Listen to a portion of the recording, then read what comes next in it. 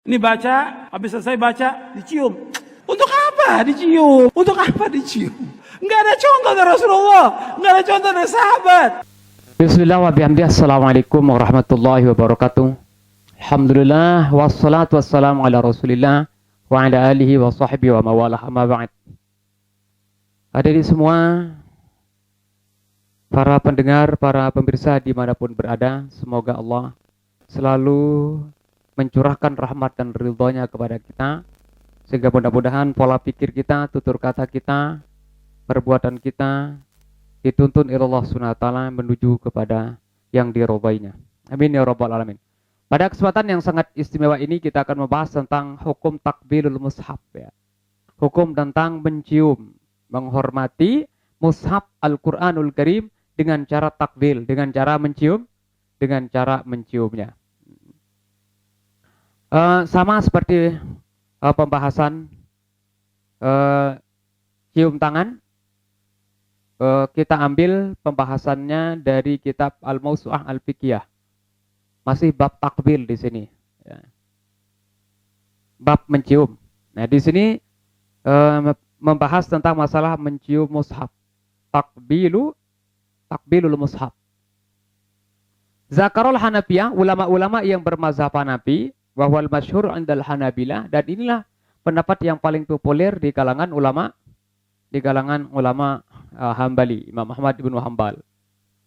Nah, di sana menjelaskan bahwa jawazat taqbilil mushafi, boleh untuk mencium mushaf. Berarti tidak apa-apa. Boleh. Takriman lahu. Kenapa? Ya, karena untuk menghormati. Tentunya kita menciumnya adalah untuk menghormati. Wawal mazhabu indal Hanabilah, dan inilah, ya, mazhab yang dipegang, mazhab yang paling kuat indal Hanabilah di kalangan ulama-ulama yang bermazhab Hanafi. Waruya an Ahmada istihbabu. Nah, bahkan di sini katanya diriwayatkan dari Imam Ahmad. Imam Ahmad itu, ya, kadang-kadang memiliki dalam satu masalah itu dua pendapat, ya. Makanya di sini Ahmad istihbabuhu, dan diriwayatkan dari Imam Ahmad istihbabuhu sunnah, artinya dicintai, disenangi, ya, mencium mushaf. Dasarnya apa? Lima ruya an Umar, nah, disebabkan karena ada riwayat atau diriwayatkan dari Umar radhiyallahu anhu, annahu sungguhnya beliau kana ya'khuzul mushafa kulla ghadatin wa yuqabbiluhu. Masyaallah. Sesungguhnya Sayyidina Umar itu katanya beliau itu setiap pagi itu mengambil Al-Qur'an. Dan setelah itu diapakan? Wa yuqabbiluhu, dan beliau mencium Al-Qur'an, tersebut, mencium mushaf tersebut, dan berkata, apa kata beliau di saat menciumnya? Ahdu Rabbi wa yaqulu ahdu Rabbi wa mansyuru Rabbi azza wa jalla. Nah, beliau mengatakan ahdu Rabbi, Al-Qur'an ini adalah ahdu Rabbi, janji. Nah, ahdu Rabbi, janji Tuhanku. Wa mansyuru Rabbi, mansyur artinya yang disebarkan, yang ditebarkan. Rabbi, Tuhanku, azza wa jalla. Maksudnya sesuatu yang ditebarkan oleh Tuhanku azza wa jalla. Sesuatu yang diberikan oleh Tuhanku azza wa jalla. Dan dalam Al-Qur'an itu terdapat limpahan rahmat Allah Subhanahu wa taala dengan sebab Al-Qur'an. Nah, kemudian wa kana Utsman radhiyallahu anhu yuqabbilul mushafa. Nah, dan Sayyidina Utsman di sini mengatakan, ya, dikatakan bahwa Sayyidina Utsman juga yuqabbilul mushafa. Beliau itu mencium mushaf. Wa yamsahuhu ala wajhi, dan beliau usapkan ke mukanya. Bukan hanya dicium tapi diusapkan juga. Wa qala an-Nawawi fi Tibyan, Imam Nawawi. Nah, ini Imam Nawawi adalah ulama yang terkemuka dalam mazhab Syafi'i, ya. Beliau mengatakan dalam kitab Tibyannya, Tibyan fi adabi hamalatil Qur'an, ya. Wa urwina fi musnadid Darimi bi isnadin sahih an Ibni Abi Mulaikah. Diriwayatkan dalam Musnad Ad-Darimi dengan sanad yang sahih dari Abi Mulaikah, anna Ikrimah, sesungguhnya Ikrimah ibna Abi Jahlin, putra Abu Jahal. Masya Allah, tabarakallah.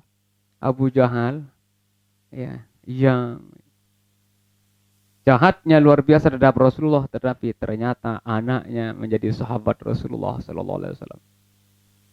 Yang namanya Ikrimah bin Abu Jahal, kana yada'ul mushafa ala wajih.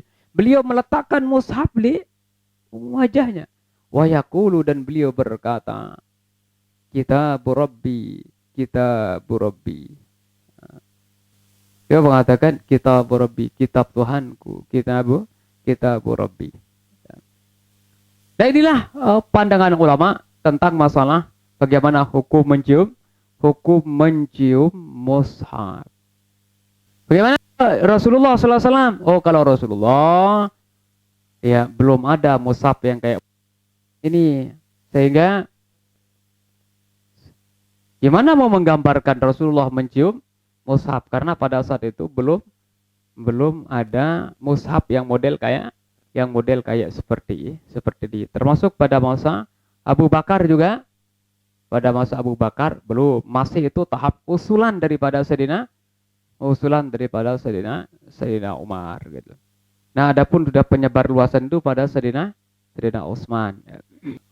Ya, sebelum kita tutup tentang masalah bagaimana hukum mencium mushaf, saya akan bacakan bagaimana pendapat tentang Syekh bin Baz tentang masalah mencium mushaf.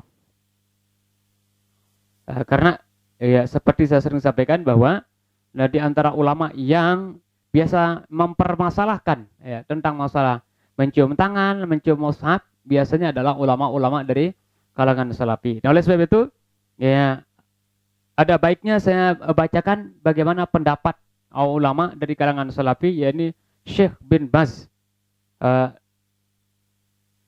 tentang masalah hukum mencium mushaf. Nah, beliau di sini mengatakan di saat ditanya at-takbilu lil Quran laisa lahu aslun mu'tamadun. Nah, di sini beliau mengatakan walaupun tadi sudah tiga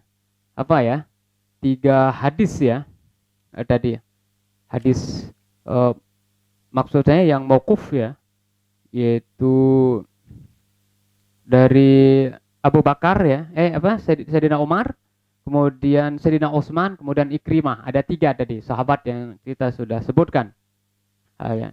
Tapi beliau di sini mengatakan at-takbir lil Quran laisa lahu aslun mu'tamad. Mencium Quran itu adalah tidak ada dasar yang mu'tamad, yang bisa dipegang. Walisa bimasyru'in, tidak disyariatkan. Nah, beliau di sini mengatakan yurwa anna Ikrimah ibn Abi Jahlin, sungguhnya Ikrimah, diriwayatkan Ikrimah ibnu Abi Jahal, katanya di sini ahadus sahabah, salah seorang sahabat, kana yuqabbiluhu, yang mencium Al-Quran wa yaqul, dan berkata haza kitab Rabbi, ini adalah kitab Rabbi. Ini tadi sudah kita jelaskan tadi di saat kita membahas tentang masalah ini di kitab Al-Mawsu'ah tadi. Tapi beliau mengatakan lakin la a'lamu lahu sanadan sahihan zabitan. Tapi saya tidak mengetahui, kata beliau, itu adalah sanad yang sahih yang dalam masalah ini. Wa bi kulli halin. Nah, coba ini nanti fainnya di sini pendapat beliau ya. Wa bi kulli halin, akan tetapi ya dalam setiap hal, dalam setiap kondisi, dalam setiap keadaan, fatakbiluhu la haraja fi. Walaupun tidak disyariatkan, dari laisa bimasyru', walaupun tidak disyariatkan, dalam setiap hal fatakbiluhu la haraja fi. Mencium mushaf itu di sini la haraja fi, tidak ada dosa. Berarti tidak masalah. Cuma lakin laisa bimasyru', cuma tidak disyariatkan aja. Dan tidak ada dilakukan berarti tidak apa-apa. Walau qabbalahu insanun la haraja alaih.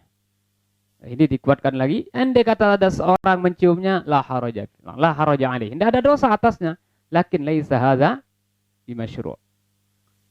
Tetapi di sini tidak disyariatkan. Berarti beliau di sini tidak nyampe mengharamkan. Jelas di sini mengatakan la haraja alaih. Tidak ada dosa atasnya. Tidak apa-apa, cuma tidak disyariatkan aja gitu. Walam yunqal an ashabin Nabi sallallahu alaihi wasallam bi asanida sabitatin.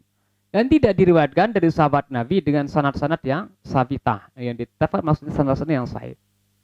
Beliau di sini berpendapat fal aula tarku zalika. Yang paling aula, yang paling bagus tarku zalika, meninggalkan demikian itu. Ini menurut pendapat Syekh bin Baz. Nah, sekali lagi berarti menurut beliau di sini Syekh bin Baz yang sekaligus ulama salafi tidak sampai mengharamkan untuk mencium mushaf. Nah, ini pemaparan yang terakhir tentang masalah bagaimana hukum mencium mushaf dari kalangan ulama salafi.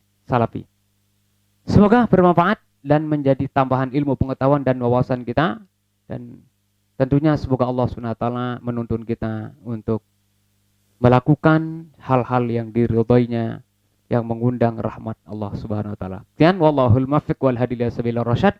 Wassalamualaikum warahmatullahi wabarakatuh. Wa fir'aun dzil autad alladzina taghaw fil bilad